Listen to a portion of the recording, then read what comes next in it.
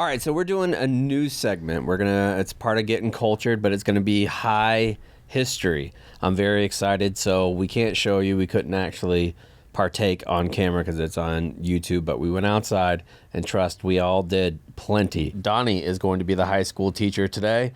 We're excited about that. We still have Sam is in the house from our episode that we just did on Greece, and we also still have White Sox Dave, and my new puppy Lady May is here too. So Donnie, take it away. Thanks for having me, guys. Yes, I'm very high, and I don't think that necessarily makes me a good storyteller, but we shall see. And I don't know if you need to say thanks for having me because this is your show. Yeah. Oh, He didn't even realize he did that. Right now. Okay, I'm absolutely blown faced. So today we'll be talking about what some people call like the original World War, at least for Western civilization, and maybe like a 500 BC. We're not going to do a lot of dates. Just know this was right like as the Roman Empire was starting to gain power, and there was another empire that a lot of people don't talk about these days, and that was the Carthaginian Empire, also known as the Punic Empire. Yeah, they were the Punics. And they were originally Phoenicians, which are from Lebanon. Sam knows all about that. But at some point, they kind of had to flee. And so they set up all these. They were the original seafarers, the best boat guys in the world. There's even rumors that one of them circumnavigated Africa back in like Hanno the Navigator, 2000 BC, something crazy like that. So they set up colonies. Like they kind of left Lebanon. They set up colonies all over the Mediterranean, even some colonies like outside into the Atlantic on the African coast. And their most successful colony was Carthage, which is now in Tunis, which is the capital of Tunisia. And it was like the largest, I think the largest city in the Mediterranean. And they became very successful just by setting up these trading empires all over. So while they're doing this, Rome is starting to gain power. Like, that's a long story in itself about how, but they started off just around Rome. They started to get more and more territory, and they started to move south. Now, the Punics had historically controlled Sicily. And there was like a couple Greek colonies, but it was mainly like their island, and also Sardinia was their island too. And they wouldn't like straight up conquer a place. They just wanted these little outposts so they could trade. That's how they weren't like worried about like colonizing the people. They were just like, we need to be able to set up shop and do business. But as Rome got bigger, they started to butt heads. There was the first Punic War. So that was like the first World War. We're not really going to talk too much about that, but Carthage loses. There's some insane naval battles, some of the largest naval battles of all time. Think like 2,000 ships versus another 2,000 ships. And how they would fight is they would just ram the other ships, and then that allowed them to just run on the deck and kill everybody there. So they all have these big rams, and that they're like playing bumper boats, but just trying to fucking ram into your boat. That would be kind of fun. Yeah, it's like insane. 90% of the guys on those boats could not swim. Yeah. If you hit the water, it was just over. So Carthage and the Punics, they lose the war, and it's kind of like when Germany lost World War I. They were so pissed, and they're like, we're going to fuck you over. So they made all these crazy rules that Carthage had to pay Rome tons of money every year, completely bankrupted them. And this dude, Hamilcar, he was one of their generals in that war. And then afterwards... Baller name. Hamilcar is a sick name. And after the war, they were like, okay, like you guys need to leave Sicily. Sicily is now ours. And then Sardinia wasn't really part of the deal, but still Rome just went and took Sardinia, and they were left crippled. And Hamilcar, who had like a 7-year-old son, he made his son vow. He was like, someday I might not be around for it, but you need to get revenge on Rome. Said that to his son Hannibal. So the Carthaginians, they're crippled from the first war, but they start to set up some colonies in Spain, because Rome really had zero presence in Spain at the moment. And those colonies become very successful. They find silver mines and a bunch of other valuables in Spain. So slowly but surely, the Carthaginians start to have money again. They aren't completely bankrupt. They're making a lot of money. They've got this strong base in Spain. and they end up conquering most of Spain. And this dude Hannibal is out there. He's out there during all the Spanish campaigns while they're slowly conquering the peninsula. And long story short, as soon as they gained enough power, he was like, it's time to fulfill the oath I made to my dad that I would make Rome pay for what they did to us. So he raises an army from all over the Mediterranean. There was these dudes called the Numidians that I think were great archers, and they were from one of the areas of North Africa. He recruited a bunch of the Celts or the Gaelics, I don't know, whoever was in Spain at the time, and just a bunch of other people, maybe some Maltese, I don't know. And he also got a bunch of elephants from North Africa, and then they straight up just marched over the Alps. You've seen the Alps. I have. Those are a lot. Those are high peaks to march over. Yeah, and I think he had 80 elephants, maybe 40 survived. That's pretty good ratio. It's good ratio, I'd say. I mean, that's a ratio I just pulled out of my ass. I think 37 made it through. So yeah. That's pretty good. Yeah. I mean, they still aren't exactly sure what route he took. He was doing some crazy chemistry sort of thing. They had to there was some rocks blocking a pass, and they were like, if you pour a bunch of vinegar on the rocks and then you pour water, he made some chemical reaction. Then they were able to just chip away at the rocks. Genius. I think I've heard, or some people think that they went through the St. Bernard passes, Little St. Bernard Pass and Great St. Bernard Pass, which is where the dogs originate, or much later on, obviously. I wonder if they but wore if you little can imagine, barrels of whiskey. Yeah. The dogs with the little wooden kegs on their neck. Those are out there to find people in avalanches. So that's you could put a big terrain. keg on an elephant. Oh yeah. Like an actual keg. So he makes it through. It was not easy by any means. I'm sure a lot of people just wanted to turn back. Probably a good amount of people froze to death. But he makes it through. First battle, first encounter with the Romans, wins it. Next battle, wins it.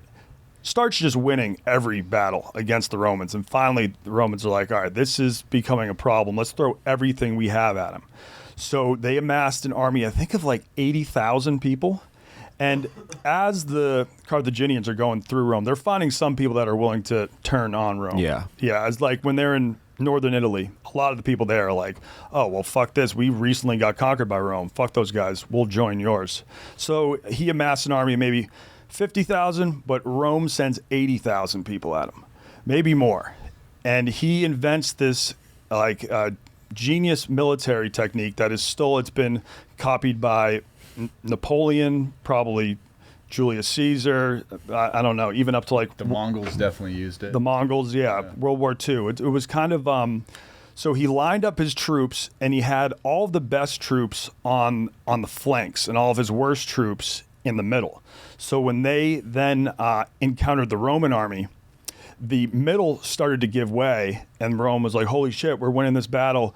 We're going deep. But it was they were only going deep in the middle, and they all kind of rushed into that gap. But then at that point, they're completely surrounded by all of the best troops, all of the dudes on horseback, the Numidian archers. And they massacred this entire army. I think one battle, 80,000 Romans dead. This was if you're a Roman citizen, you're like, the world is ending. Yeah. 80,000 people in one day. I think still they're it was, I think maybe definitely the most lethal battle of ancient history. And at that point, Hannibal is okay, I guess I won. They can't hold out for much longer. So he sends someone to the city of Carthage. He's like, all right, just send in reinforcements and we can finish him off. Now's the time to strike. So he just waits, because the one thing he did not have was siege equipment. So every single time he met a Roman battle in the field, he won. Right. But then the Romans were like, okay, we're just not going to we're not going to fight you anymore. Yeah. And they all just retreated into their cities, and he didn't really have the siege or the time for that. And well, despite losing 80,000 men at Cannae, yeah, Didn't the Romans raise another like 10 legions in like 3 months or something? They just put the call out, or was that when they started allowing that's people true. who weren't technically citizens to serve in? Like, it was an emergency circumstance, and normally you had to be a citizen of certain stature. Yeah, they started to grant people serve in like the legions, and they were like, "Hey, man, if you're willing to hold a shield and a sword, now you're a legionnaire." Like, the old rules are gone. That was the one thing Rome had. They could keep on raising new armies. Meanwhile, Hannibal, he just has the people he crossed the mountains with, and then anyone who's decided to join his side. And some elephants. So long story short, Hannibal is in Rome for 15 years. For 15 full years, he's in just... Italy. Yes. Yeah. Yes. Hannibal is in the Italian peninsula for 15 years, just running train. He never loses a battle, like when he actually faces a Roman army. But like Carthage never sends reinforcements, and the Romans kind of just hide in their cities and just avoid going to battle with him, that he can't win. And eventually the Romans are like, his whole army's here in the Italian peninsula. We're going to send people to Spain. We're going to send people to Carthage. So then Rome just sends an army to Carthage, and he's like, fuck, I got to leave Italy. I got to go back and defend my homeland. Dude, and yeah. Think about how long it would, like, you know, if Rome has won these big sea battles in the first Punic War, and then, like, Hannibal just wins at Cannae or whatever. Like, how long would that take for you to get a message back to Carthage to be like, yo, we just slaughtered 80,000 Romans. Send more men and I can win this. Like, we're at the 5-yard line. Let me push it across. How would you even get that fucking message? Like, I don't know. Imagine if the ship... You probably got to send 5 people with the message because 4 of them are going to die. Boat sank? Yeah. Like, I'm sure it's they wild. had ways to do that back then. But like, and like the war elephants, I think in the first couple battles against the Italians, they helped a bunch because the Italians were like, holy shit, what the fuck is that? But then they ended up being more of a hindrance because then, like, if you spook an elephant, and it's pretty easy to spook an elephant when you're in the middle of a battle, it just turns around and charges on its own people. And so that's what they just would, like, you know, fire some flaming shit near the elephant. It would turn around and just run over half the army. Makes sense. I would too. So, but the main, you gotta feed them if too. you're an elephant, you're like, dude, I have nothing to do with this beef. Like, get me the fuck out of this. This war. is not India, bro. The main advantage of having the elephants was that, like, if the other side, you know, Hannibal has elephants, the Romans have horses. When the horses can just hear the elephants approaching or smell the elephants approaching, the other side's horses do the same thing. They lose their fucking mind. It's really hard to keep your cavalry wing in order when they know there's a bunch of elephants on the other side. The horses are like, we thought we shit a lot. Those motherfuckers be shitting over there. Exactly. Horses and elephants historically do not get along. No. I think they're arch enemies. Yeah. Maybe we can have like a peace summit. Yeah, in Istanbul. It's not going to go well. They're both going to get really skittish and probably run over some people. So Hannibal, he makes it back, tries to defend Carthage. He does not. They lose that war too. And then eventually they were like, Rome's like, let's just completely conquer it. And so they take over Carthage. They go and conquer all of their colonies, and they just turn it into a Roman province. And that's the end of the Carthaginian Empire. But if they had won, which they did have a chance to win after Cannae, if Carthage had actually just sent him the help he needed, like, then instead of Rome going on to dominate Western civilization as we know it, like, maybe we would be more kind of like derived from the Carthage way of life and the Punic Empire. Well, also, like, you know, Rome eventually falls because the Germanic tribes are just sweeping down. Imagine how much harder it would be for those Germanic tribes if they had to cross the Mediterranean. If Carthage was Rome, like, maybe it just lasts another 2. Maybe we're still living in the Punic Empire. Yeah. Who knows? And maybe like the peace through strength thing. Like, they would see all those elephants and be like, we don't want to go in there. Let's find some land that doesn't have elephants. And then, like, historically, I think some of the best preserved Roman ruins and Carthage ruins, like, are in North Africa. Because after, like, Rome conquered North Africa and all of Carthage, it was, like, a big, successful part of their empire. I think if you go to Tunisia today, incredible Roman ruins. You can still actually see the harbor of Carthage. They had this. Just going to say. Yeah, can you bring up a photo of Carthage harbor bring up a then photo. and now. Yeah, well, there's like designs of what they think based on what ancient writers described it as. The way they think it probably then go looked to at that images. time is crazy. So like boom. the boathouses of Carthage. So on the left is how it looked Right. during that time, and they would have all the warships in that circle. Those pictures were not just there, but like the pictures of Istanbul too, from like the 1200s, 1300s, something like that. How ornate their buildings were and how different it looked back then. I mean, same thing with Chicago now. Yeah. Like Chicago back in the day versus now, crazy difference. Dave and I were Even talking go about how 20 years ago. all the water fountains in Rome, to Yeah, this day, you just drink water out dude, of it 2,000-year-old fucking pipes that you drink the cleanest water on earth out of, littered across the city. It's awesome. So I think like the boats would dock. Yeah. In the inner In the part circle. of that loop there. Yep, Those were that's all where they would keep all the boathouses. warships. I should quickly wrap up what happened to Hannibal afterwards. So obviously, I told you what happened to Carthage. Hannibal kind of went on the run, and he was public enemy number one as Rome is slowly taking over the Mediterranean. For a while, he lived with one of the Greek empires at the time that was in Turkey. That was like one of the empires left over by Alexander the Great. He lived with them for a while, but Rome, like as they then conquered Greece, they were like, we hear someone here is hiding Hannibal. They eventually tracked him down, and like Hannibal, I think, knew he was surrounded, and like the king was going to hand him over to the Romans, and I think he decided to poison himself instead of He pulled a Hitler, huh? yeah, instead of being Cleopatra. Yeah, you never want to utter that phrase. That's not one Pulled you a want to pull. Yeah, never. Pulled every Japanese general in World War II. yeah. The other thing I was just going to add, I don't know if you had anything else on them. So that move you were talking about, I think it's known like as The double pincer? double envelopment, right? The double envelopment, yes. Which is like a pincer. Come on, Chaps, you're here to help us with our war But- formations. So if people have seen, I know that like the Battle of the Bastards episode of Game of Thrones, where Yeah. Ramsay Bolton's army surrounds. Pulled the sword gif. Apparently, like the designers of that scene, like they base that off a lot of what the reports of Cannae are supposed to look like. Just kind of getting encircled like that, and like the ancient reports that we have of how that went down once they had completed the double envelopment and they had the bulk of that 80,000 army, caught, fully surrounded, 360 degrees. Like, one, it took hours and hours reportedly for them to actually dispatch of every Roman guy stuck in that circle.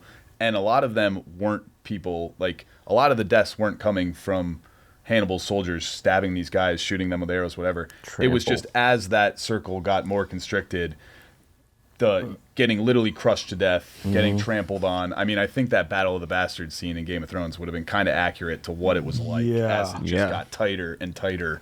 Like, nobody wants to be on the end of that spear, so everyone is stepping backwards, and the guys in the middle are just getting crushed. Yep. And It would have been, not to end both episodes on a bad No, but yeah, because I think after the battle, then a lot of like the tribes in Italy that were with the Romans were like, wait, we got to side with this Hannibal guy now. So it did recruit a lot of people to his cause, but in the end, it still Well, couldn't I've help. heard that got to his the campaign, 1 yard line.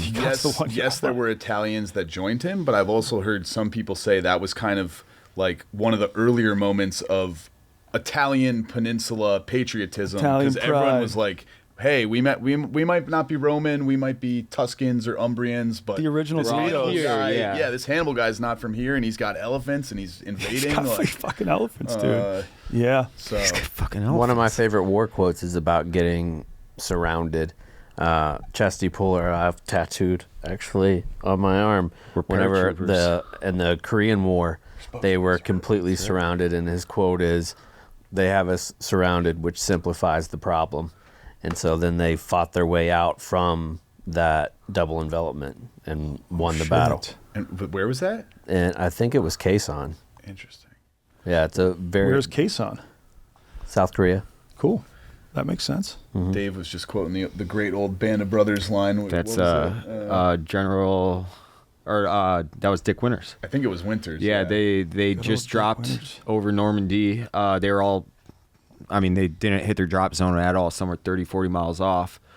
And it was Winters, who was gunless. He lost all his shit. And then it was like some mail clerk or the something. private that found him, right? Right, there was a private. And he's like, we're surrounded by Germans. He's like, we're paratroopers. We're supposed to be surrounded. True. Yeah. Great line. Very good line. Yeah.